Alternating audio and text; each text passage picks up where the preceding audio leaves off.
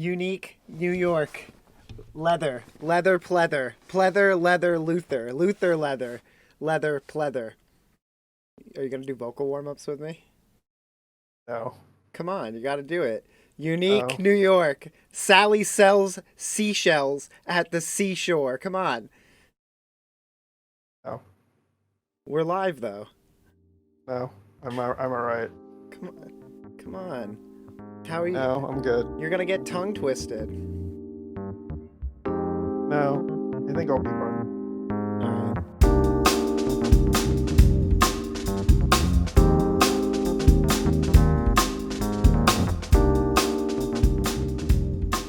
Well, welcome to the podcast, everyone. This is episode 2 of what is our podcast name? We finally came up with a name.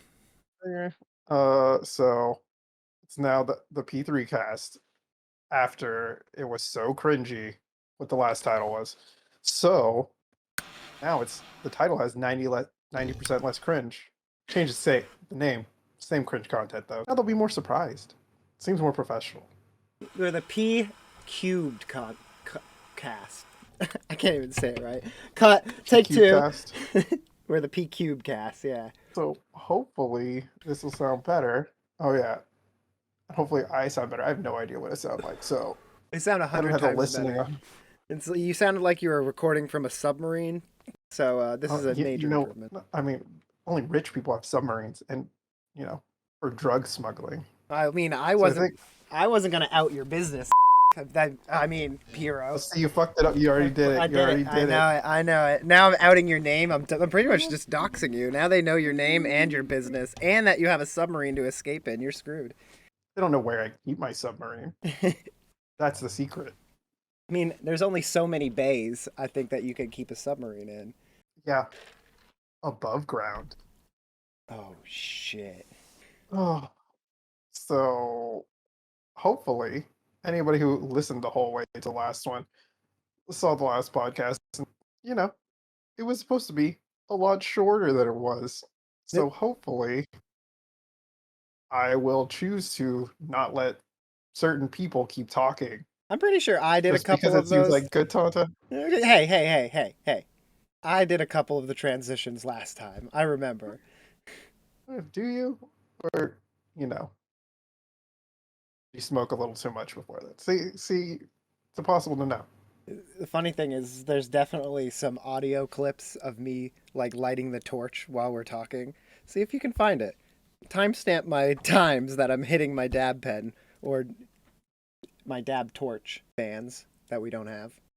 All right, everybody. So we're going to jump right into games like immediately because, we both had to listen to the podcast, and it takes a long time to listen to an hour and a half, 2 hours, 3 hours of content. So we're going to jump right into what we've been playing lately. Both of us have basically been playing one game, but different games. So we're going to have Posterghost start off here with, a nostalgia bomb himself. So I've been playing Crisis Core, like pretty much this whole month, the Final Fantasy VII prequel game. I think I originally planned on buying it when it came out, but I didn't want to pay full price. We discussed that in the first podcast, how I will never pay full price for a game because I'm cheap. Except I just bought the new Kirby game for Switch, and I bought that full price, which was, I don't know, normally it's pretty dumb to buy a game full price, especially a Switch game because they go down in price. But anyway, I'm getting way off track already.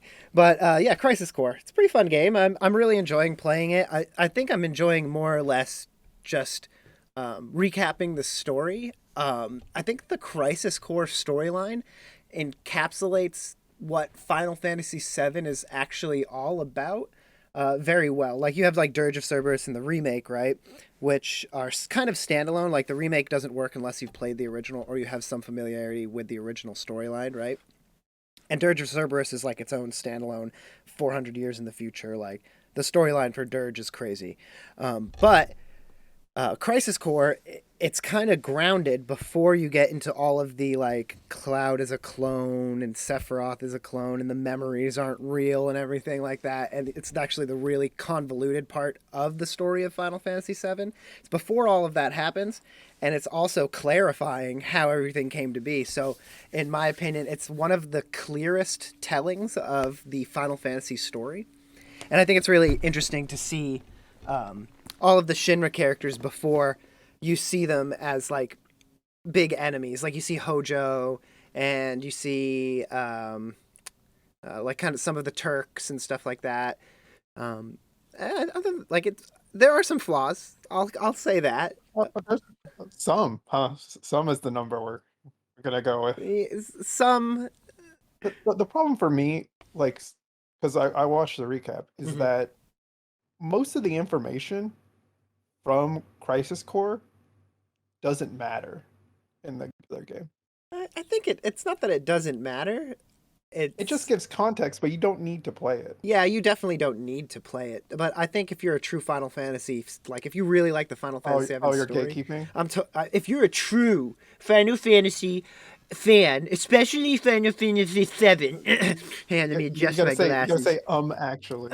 Actually, no, but seriously, I think if you are a big Final Fantasy fan, like to the point where like you're buying figurines, you've seen Advent Children, that kind of stuff, like a pretty solid fan, like beyond just playing the games, I think you should check out Crisis Core. It's a good story, and you get some cool scenes. You get to see Sephiroth fight, and there's Genesis, who is the biggest edge lord character in the world. He's like the character from Devil May He's like Cry. poster ghost. He's No, he's poster ghost. no, it's not me. No, he's I'm Sephiroth, if anything. No, no. You knew exactly who they modeled that character Genesis after. All right. Yeah, okay. It's a Japanese singer named Gact. You guys might be familiar with him. Not the '90s sensory toy Gak. You know the thing that they poured all over people's heads, but Gact with a T.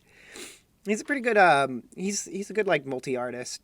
He's like a what is it singer Yeah. instrumentalist, actor. Anyway, he's not important. He's kind of like a cringe lord. I don't know why they put him in there. Like he's actually, if you think about it, a totally ancillary character that doesn't matter at all. Okay, so I understand you trying to recommend like everybody who plays the games because like I've played Seven, I've played Remake on the PC, and like after watching you play it for a little while and watching the gameplay, I don't think I could beat it. Yeah, I mean it's turning into a slog right now. You can beat it super fast. Like I was level 25 or something like that, and I could have beaten the game. Like I was on chapter it's like 8, 9 and 10 are the no turning back chapters. And I was on 8 and I had beaten Sephiroth, and I was moving on to the final chapters.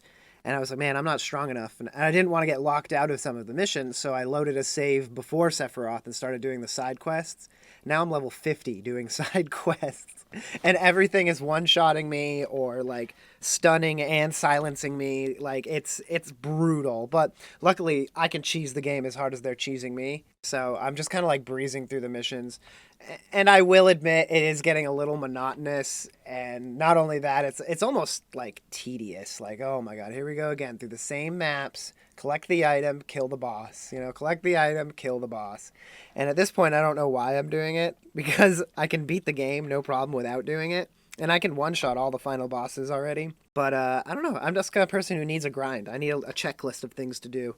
I think the thing that I've sort of gained from it is that like on the one hand, the translation from PC from the PSP is good for Oh, it's like oh, the UI the experience, the UI but like and the like just holding the controller instead of having to hold a PSP is it's so much better. well, but on the other hand, like they didn't really change the gameplay, No, right? yeah, not at all. So like it's still the gameplay is still designed as if it's a mobile, well, not a mobile game, but a handheld game, right? Hmm. So it's designed for it to be done in short batches instead of it being like you're going to sit down and play for like, you know, 5 hours, but these combat encounters are like 15 seconds, Yeah, right? yeah, So I don't know, like I think that I'm just gonna, maybe watch a recap again, watch the new cutscenes, and then probably be that's it for me. yeah. I mean, you could probably get away with a recap with this game. Honestly, I don't think you need to play it, and the gameplay is pretty shallow. There's some fun elements to it. Like I kind of like. At first, it's like, what? I level up on a roulette bar. You know what? What? I get limits on a roulette bar, and you kind of get it's like, well, this is stupid. It's like using a card system in Kingdom Hearts or something like that. But you end up liking it by the end. You're like, oh, it's not bad. I like having the little roulette bar. Well, I mean, luckily you didn't pay full price for it. I think you got it for under 50, right? Yeah, I think I paid From 40 for it. yeah, from I think it was got it from Green Man. Sponsored by All Green right. Man Gaming, the P3 I mean, podcast. I I mean, wish. this whole section is gonna be like that. Yeah. So, what do you think you're gonna finish it? Um. Okay, so I'm 65% done with the side quests, and the big reward I get from doing the side quests right now is items that max out my damage, like always crit and stuff like that. But I'm already doing max damage, so I'm at that teetering point where I'm looking for a new game to play. And as soon as I find something, I'll probably abandon it. I probably won't 100% it. I'll beat it, but I won't 100% it. Yeah, I mean, I feel like that happens more often now. It's like you chase the, you know, that high of when you were younger, when you were playing these games. You're like, I'm gonna do everything in the game. Hmm. Back when you had infinite free time, and then it turns into this. Yeah, it So, really does. Well, the thing is I have 100% of games. Like, over this time, I actually got every achievement for Vampire Survivors. We said we weren't going to talk about Vampire Survivors, but um, I'm pretty proud of so why are you myself. talking about it? Because I'm proud of myself. I got an achievement. I got You, my you, you, video you Game know, Boy points. you were the one complaining about the time, right? Oh, are we done? Is that the time? Are we full on time for me? Yeah, we're like 8 minutes now. Oh, all right. Well, moving on. Well, I'm just saying. I mean, No, no, just I'm keep tracking. saying. This how this is how it has to be. All I right. talk too much, apparently. I talk too much.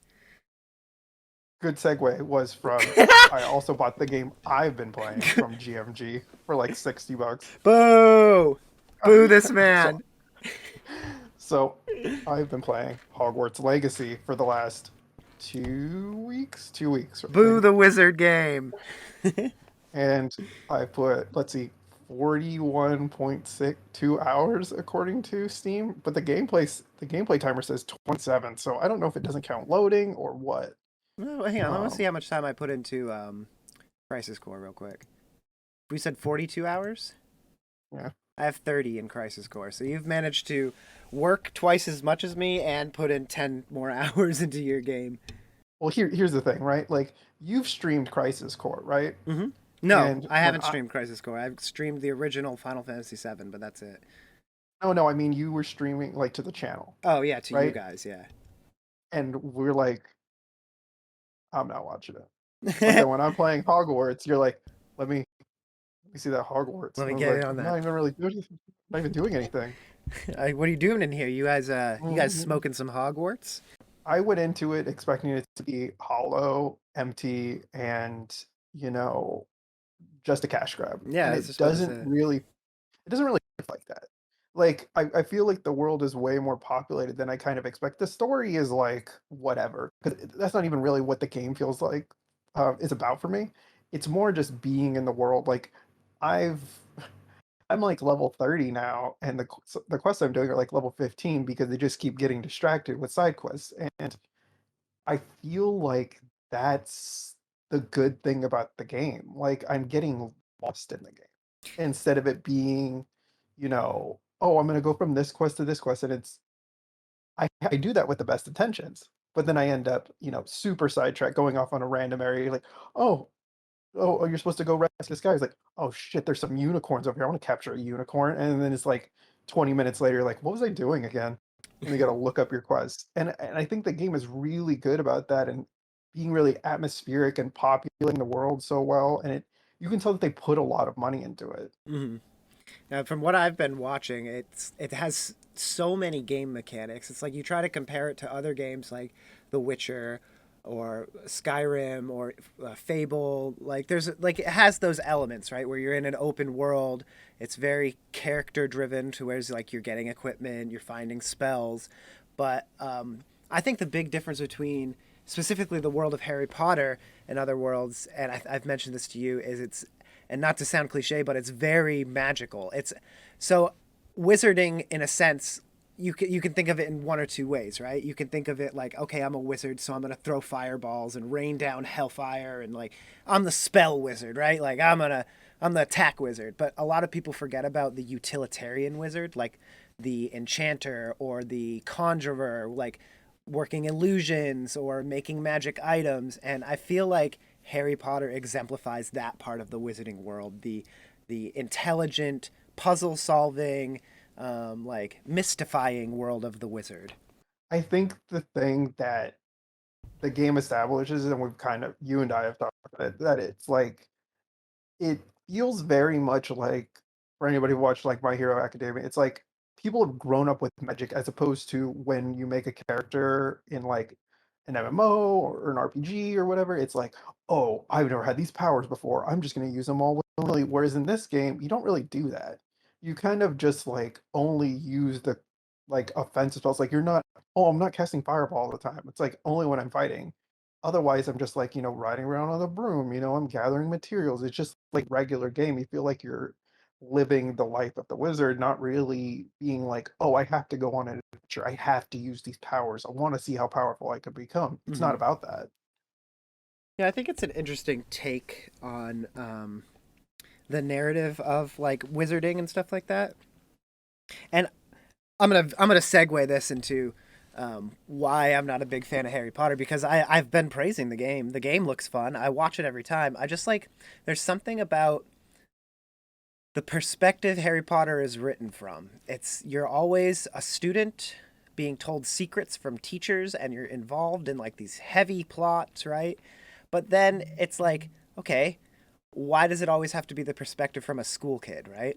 I want to see this from the perspective of someone within the wizarding council, right? Like what goes into the deeper parts of making this world work. Like, because it comes off on the surface as very mystifying, but then if you look deeper, it seems to me like it falls apart as all kind of like, it's all show, right?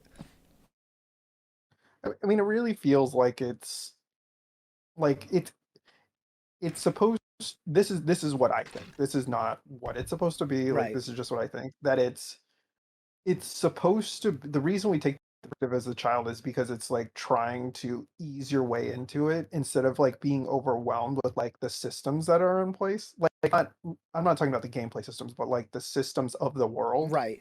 And and even the character they give you is like has no experience. You're like just thrown into it.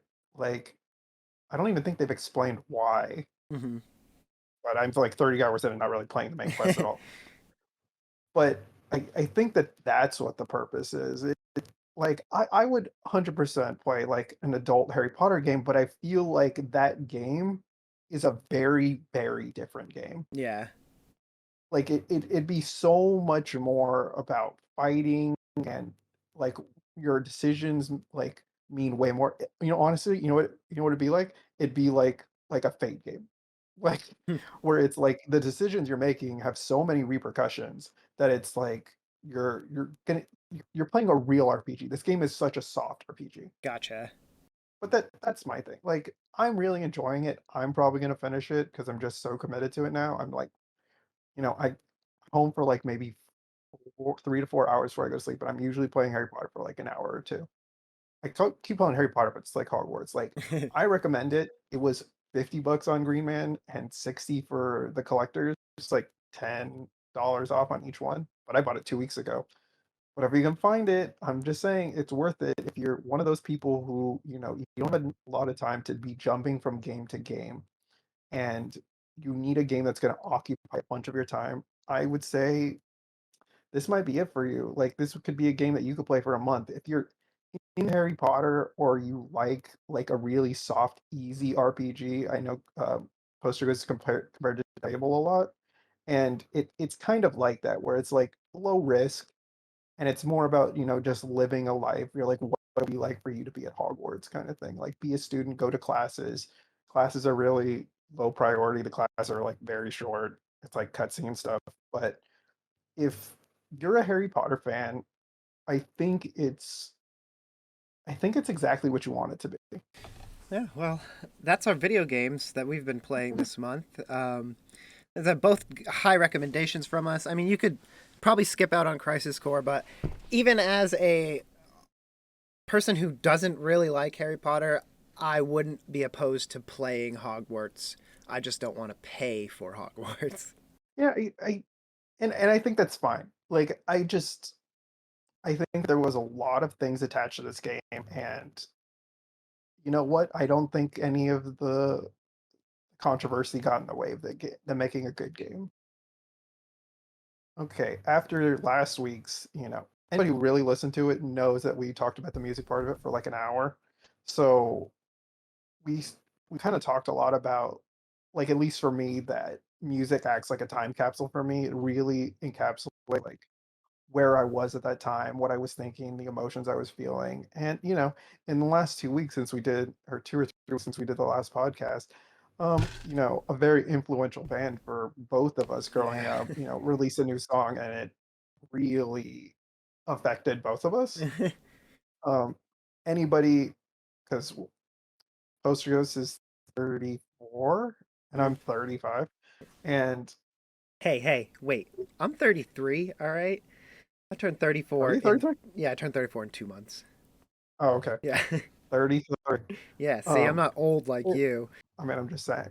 It doesn't matter to me. I was just trying to say No, it's I'm not hard. old. It's Go it ahead. was hard to grow up and not be influenced at this band. Like if anything happened in your life, and of course, we're talking about Linkin Park. Anybody who's been in this what zeitgeist of music in the last you know 15, 20 years, if you were listening to rock or metal, Linkin Park has to have influenced you. And we sort of thought we would be kind of remiss if we didn't talk about the song that was released. A little bit of backstory for anybody who hasn't been following.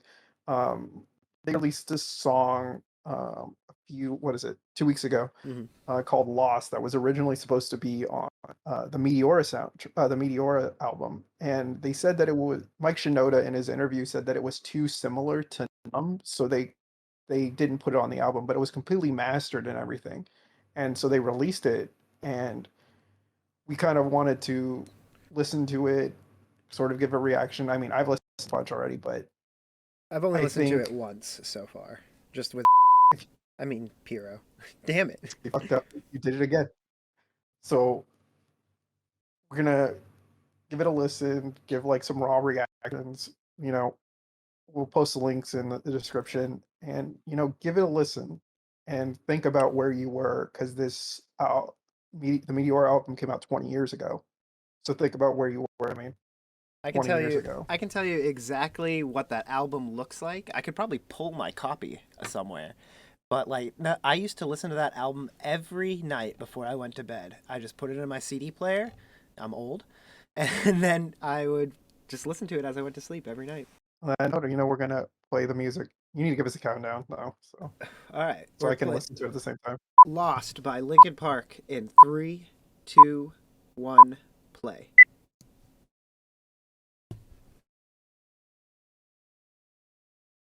So I really like the AI generated art they used here. I'm pretty sure it's AI generated. It looks like it, right? Maybe it's not. Yeah, it definitely does. Oh, I think it's because it looks so jaggy most of the time. It's probably a combination of both.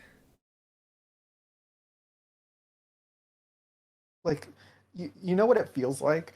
It when you listen to like the older music, you're like, man, the bit rate was so shitty, and then like, or when you play like old video games, you're like, it doesn't look like what I remember. It sounds exactly like what I remember it to Yeah. sound like.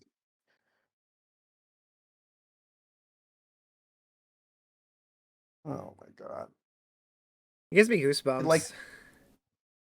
I know when I listened to it the first time, it got me like choked up. I was like, am I gonna cry? Because it's Yeah, like I remember exactly what it was like back then. Because what was I, 15? I think it got me because of the context of the lyrics into like if because I was saying like if he wrote this back then, knowing what we know about him now, you're like he was either self-aware of his depression way back when or it was coming out subliminally in his lyrics without him knowing. Well, I think there's sort of this thing where we think that the musician writes the music, right? Instead of like really feeling what this is about, and like, hindsight's 2020, but looking at most of the songs, most of the albums, there had to have been like a deep hurt, a lot of deep wounds for him, Mhm. and like the different members of the band to be able to make music like this. Mhm. Oh my It's still god. a very unique sound. Like it's a very good combination of like um I don't know, it's like rock and electronica and hip hop all at the same time, but it's like a combination of both like rap metal at that time and Hmm. new metal, right? Yeah. Like it's somewhere in between.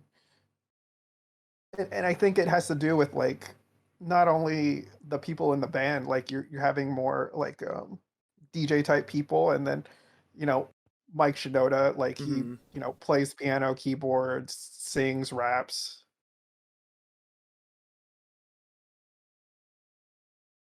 I'm getting the It's sort goosebumps of hard right now.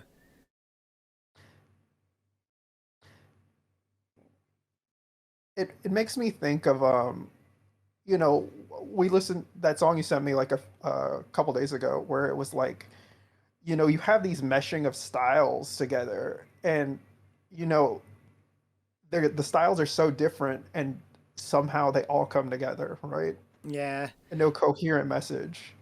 It's the difference between what they're doing and what that other song I sent you is the Frankenstein effect. This feels like a part of them. There's a reason this is such a forefront of the zeitgeist, as you would say, is because it was a genuine representation of the blends of the two music. These weren't two people walking into a studio being like, let's blend these two songs, or like, what do we want to do next? Well, let's do 4 minutes, or I'm sorry, 40 seconds of like a hip hop part of the song, or like, let's put a groove in here. You can tell it was, these are just their styles coming together and making this product, this music that honestly will never be forgotten. And I think it really hits a huge nostalgia bomb for us. Like Yeah. I think it's hard to escape it. Um, just because like if I had to say like through my teens, like Linkin Park is probably my favorite band. Hmm. And I say they're my favorite band because they were my favorite band for the longest period. Yeah. Like for a solid, 5+ years. Like they were my favorite band. And I know exactly what I was going through back then. And you know, I'm I think it really shaped like my music taste in general, going from like rap from like, like all the rap that was coming out then to like It's like Limp Bizkit Eminem and to Dr. Linkin Park, Dre. right? Yeah, yeah. And like a smooth transition, and so like I don't even really listen to rap anymore, but it's like something about Linkin Park is just like this transition piece in like my life. Hmm. I agree. It was like the awakening of, oh, like I can find my own music that I like instead of just like, I don't know, something about, because Linkin Park, I feel like in the end got a lot of radio play, but a lot of the other songs didn't get a lot of radio play. And some of those were the best ones. Like, I don't know. Linkin Park definitely has like a special spot. Because if you think of other bands that came out around the time, like Korn or Disturbed, let's see, Rage Against the Machine. No, Rage Against the Machine. Rise The Against. range is older. No, I was thinking about Rise Against came out then. Like all of those bands had that like alternative new metal almost sound to it. Um, but Linkin Park, I feel like delivered it in the most unique and accessible way. Like not only did Linkin Park blend these sounds well, but like they did it in a way that a lot of people really liked how it sounded and like gravitated towards their sound. I think I'm gonna say something really kind of a little bit ridiculous, a little bit mic droppy, but I think the thing with Linkin Park is that what they did was they captured the voice of like a generation of people, Hmm. right? Of what was going on. Like, I don't want to say post 9/11, but like that's basically when we were in high school. Yeah. Um, but like that whole period of like not really emo yet, right? But Mm. it's more like this quiet anger kind of thing, right? Like a frustration. And, you know, I feel like they're gonna be like all those classic rock bands that we hear from like the 70s when our generation is like 50 and these songs come on the radio. Well, not only that, but I think Linkin Park was a very clean way of getting into that kind of music, like in the sense that like it had the edge and the angst, right, and the lead singer had all the depression, but it didn't have like drugs, didn't deal with like really tough breakups, like all of these things. I think that are kind of like less universal. Like people who've done drugs or like have had bad breakups or people die in their family when they hear a song, say from The Used or something like that. Like that whole second album, or I think it was the third album, was when his brother died, and so it was a really sad album, and he was still heavy into drugs, and so it was like a lot of those themes are present in the album. But when you listen to the song like Meteora, the themes are largely about depression, but at the same time, those are emotions that are more universal than I think like trying to escape a city, or like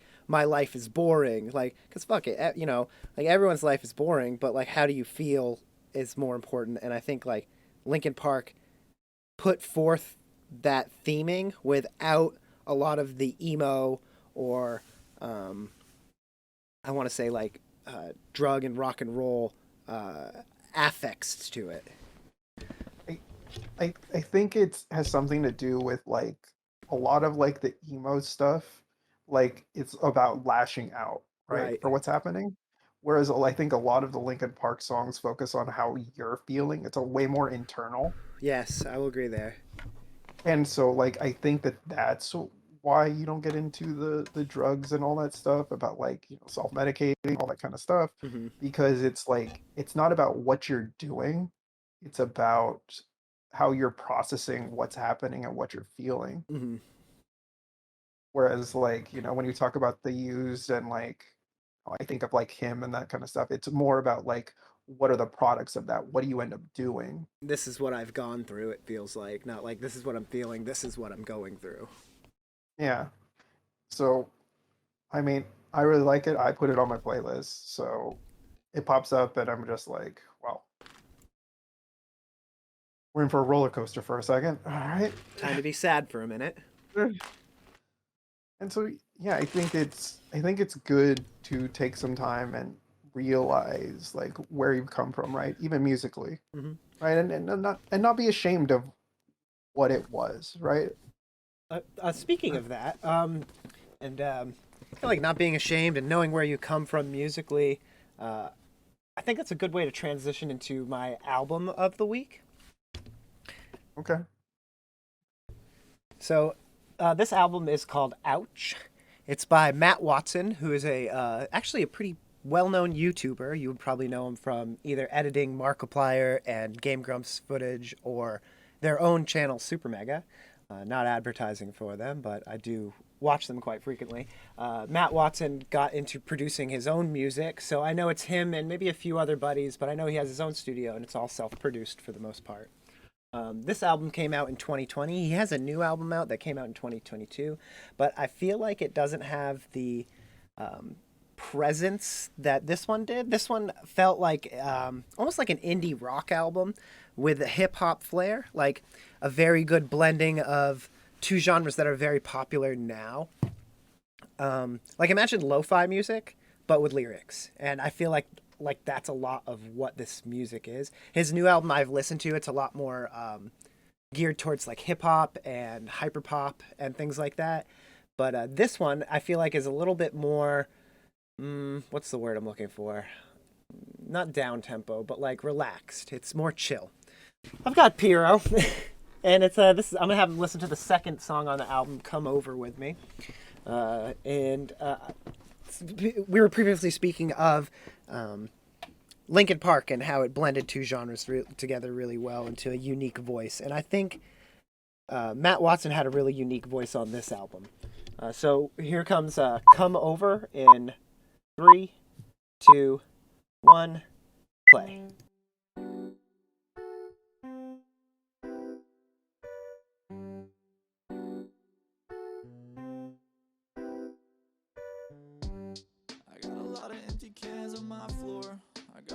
Like I know it's done intentionally for it to be at like that quality. Mm-hmm.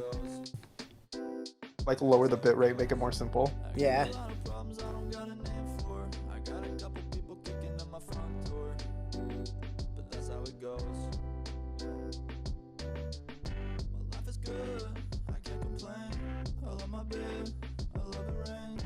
So I don't normally listen to a lot of hip hop or music in this vein, really, but something about the vibes on this album, it like immediately went into my playlists.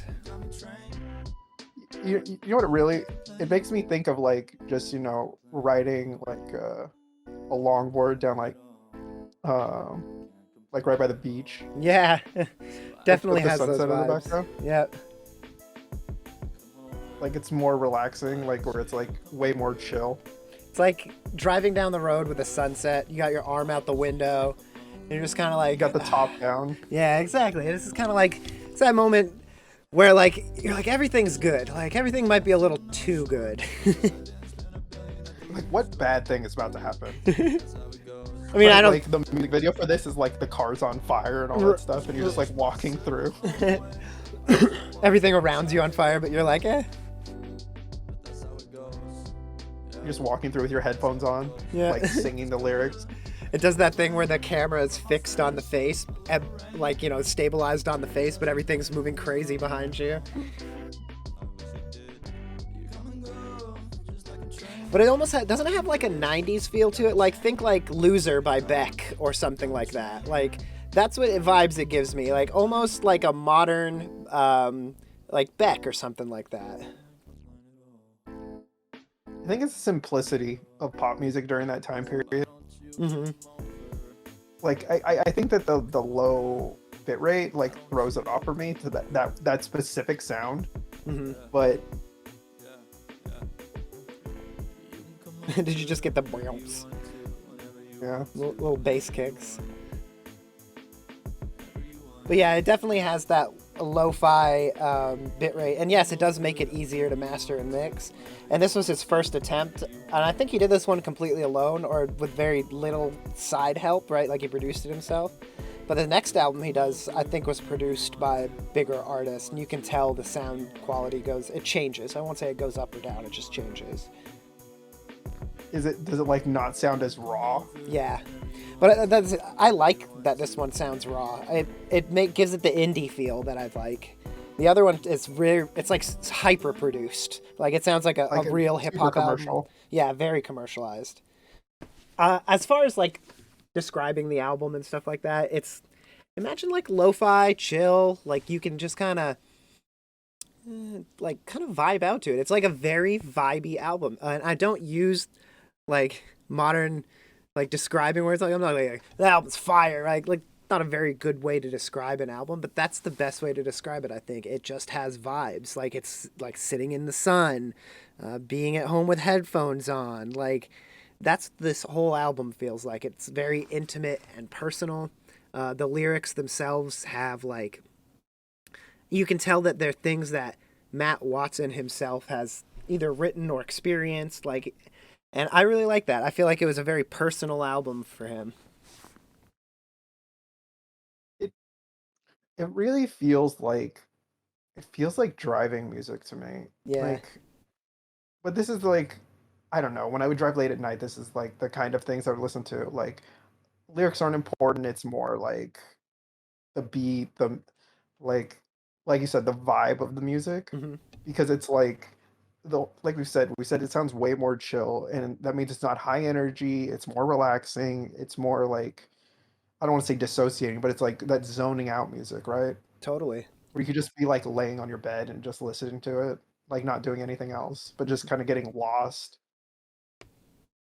Yeah, and I think like not only that, when you actually do give the lyrics like attention and stuff like that, they come off as like kind of college hook lyrics, like, oh, I've got 1,000 empty beer cans and things like that, like, But I think they have some depth to them in showing that, because these guys make a good living, right? They play video games and they record let's plays or like funny videos for life. So it's like, how do you find melancholy in a life like that? And I feel like he does a good job in showing that he's not just about his jokes in this. He shows that like the lifestyle, no matter where you're at or what you're doing, even though it may be chill, right? You're just kind of driving down the road with your the window down. There's always something under that. Like there's an underlying feeling, and I feel like there's almost like I don't want to say listfulness, but like a melancholy feeling underneath all of that chill.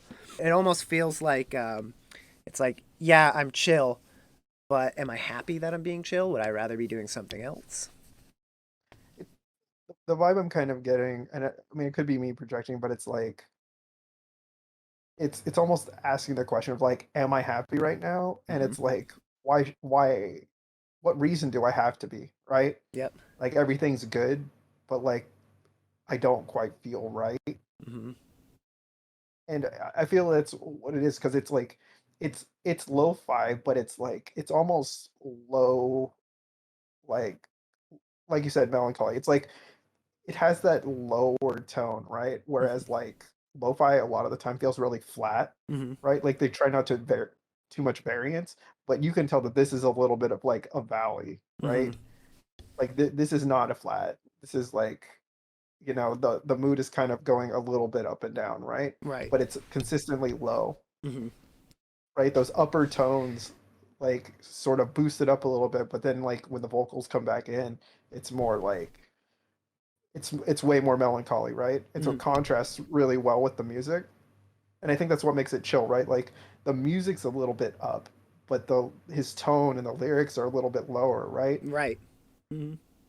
It's deceptive in the way that it's almost like having a major cadence with a minor accompaniment, right? It's a happy song with sad lyrics.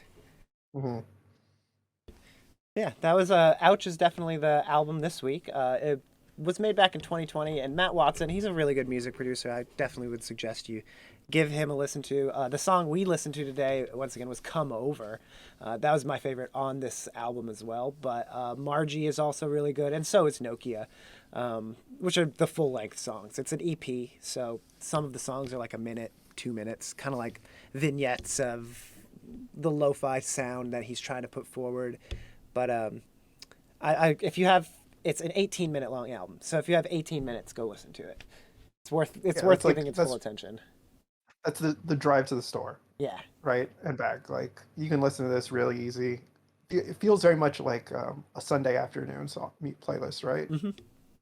Like you have work tomorrow, right? But you're just trying to savor today. So anybody who was here listened to us last week knows that we basically talked about the music the majority of the time. And my whole thing is that I listen to a lot of different stuff. Probably not the happiest stuff right now, but I listen to a bunch of different stuff. And I think that the realization that my tastes are becoming like way more eclectic than they were like 10, 15 years ago is very interesting to me. And as Poster Ghost, he's getting he has education music. So my whole thing is like to try to pick some songs that are gonna mess with him, and then try to explain to me why I like these two songs. And this week these two songs aren't crazy different, but I think it'll be good. I think you'll have a lot to say. And I think this time we're going to listen to them back to back. I will do a little bit of talking during them, but I would like to do a comparison afterwards. So we're going to listen to both of them first, but I'll count them in. So the first song I picked, I flipped a coin because I feel like there's no good way to do these two songs. The first song we're gonna play is Hanabi. Pardon me, I have to go now. I listened to this song probably for the first time probably 2, 3 weeks ago, but I just was entranced by it. So hopefully you'll like it too. Okay, this Um, is Pardon Me, I Have to Go Now by Hanabi, starting in three, two, one. Oh, you showed me this song. yeah, but this is the whole song.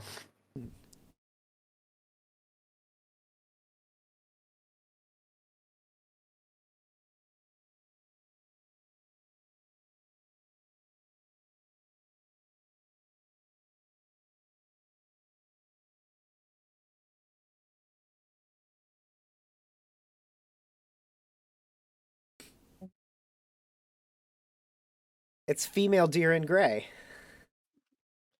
It's so I didn't watch the video until this time, and Uh, was like seeing like how low quality it is, how very much it feels like this is our first album. yeah. Like we just props and we're just playing in like a random spot.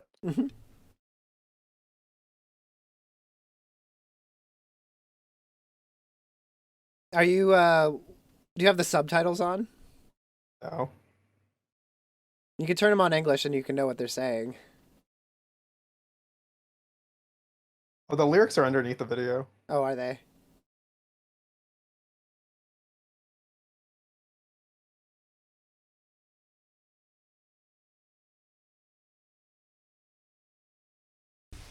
It's blending a lot of stuff. It's got shamisen, and then it's got girl group like kind of vocals, and then it's got um, the like heavy stuff, and then it also has I heard record scratching, like a lot going on here. It's definitely got new metal influences, but then it's got J rock, J pop for the vocals. It feels like a more adult version of like baby metal to me, Hmm. like where it's actual adults singing. Even though I think the baby metal girls, they're old, they're like adults now, right? I think so. Weren't they? I don't know how old they were before, but I think this is like some of like the League of Legends music videos coming into play for me. gotcha.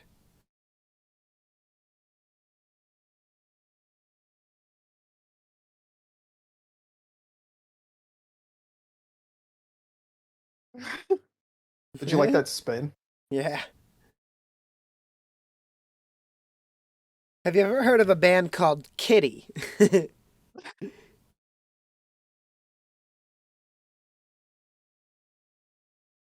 I've never been attracted to every girl in the band before. Yeah, Kitty.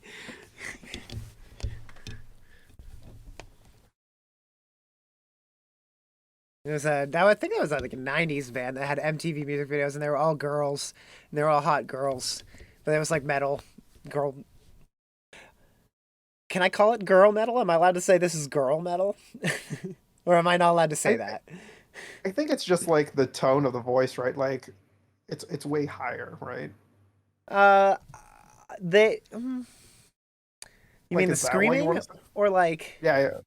Yeah, Well, you can tell it's the screaming is different, but now I mean there are women out there who you can barely even tell the difference. I couldn't tell you who they are off the top of my head, but I've seen them on YouTube and stuff. oh, Uh, what's her name? I know. like Ginger, is that her name? Yeah, yeah, yeah, Ginger. Ginger, yeah, Singer from Ginger, yeah. yeah. Anyway, what's the next song? Okay, so our next song is a song that I either found through like turning a playlist in your radio, or I found it connected to that last song, or some combination of Spotify because I basically only listen to Spotify now. I don't listen to radio.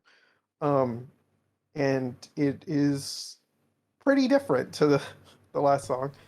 And it's Konoko and it's Lundi. I don't know if this is Korean or if it's It Japanese. says Korean when it wants me to translate, so I'm assuming it's Korean.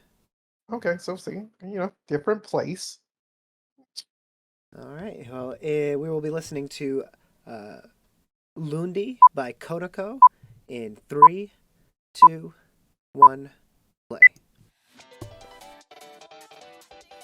Oh yeah, very different. Immediately into like the hyperpop future bass feeling. I like this one way more than the. I thought that they were both good because they both had a lot of layers, Hmm. but this is different. This one immediately I was like, oh, I played this one on the PSP rhythm games. And I think this song has like 100. I think it has 800,000 views on Spotify. But look, they only have 67,000 subs and 130K views on YouTube. It If came I out had 2 to, years ago. I'll tell you right now, if I had to choose between the two, I would choose this one. But that's just where my music tastes are now. This one has more influence from jazz modalities, and I think it's more creative in what it's doing, production-wise. It feels like an anime intro. This one Oh, feels like totally. an anime intro way more than the other one. Yeah. Boom, ba-dam, da-ba-dam. I love it.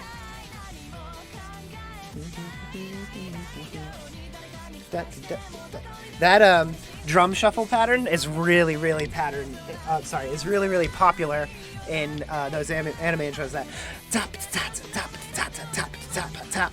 It's really like you hear it so much, and it normally goes into that pattern like right in the intro, or I'm sorry, right in the chorus every time.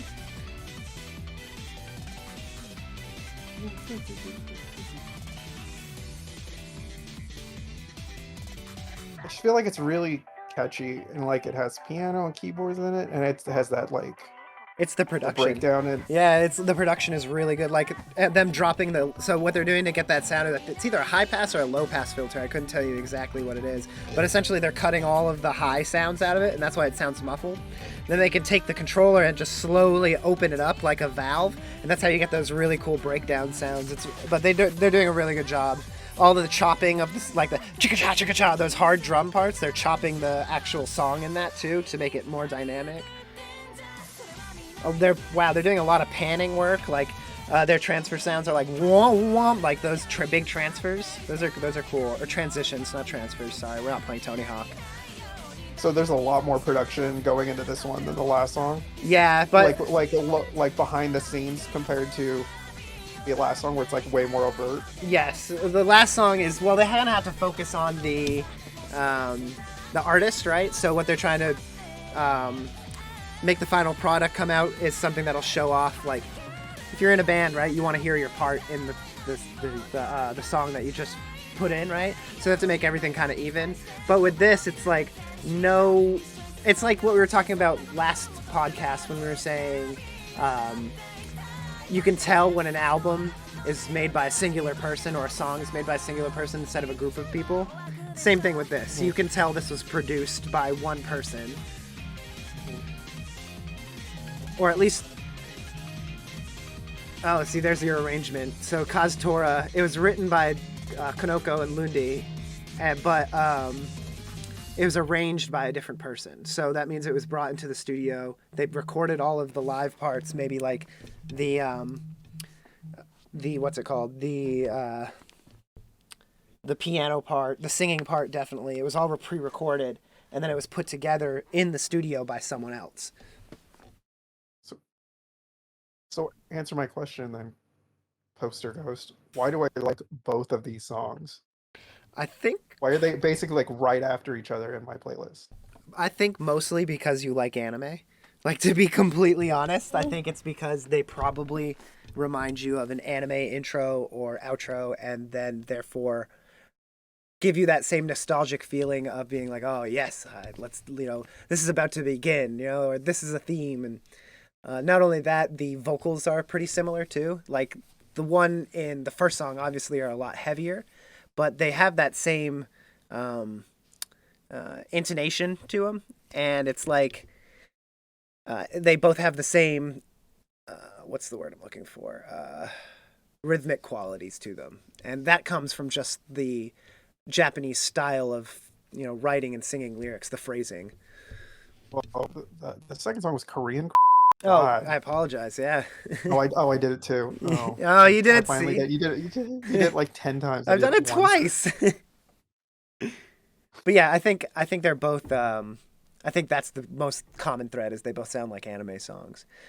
If you wanted more succinct, it's also the vocals are very close to each other, and the rhythmic qualities are also somewhat similar. They're not completely similar, but they're more based on a groove than technicality. Both of them for sure.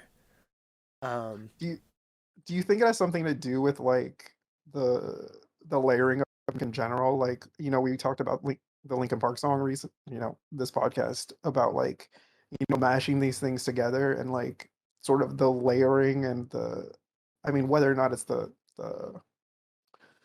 not composition, but like how they're actually mastering the song. The production, Do yeah. you, So like, yeah, the production part of it. How do you think that that's why I'm more drawn to these songs? Not that they're complicated, but that there's more to it than that. Like it's different than what I would like what we might normally hear.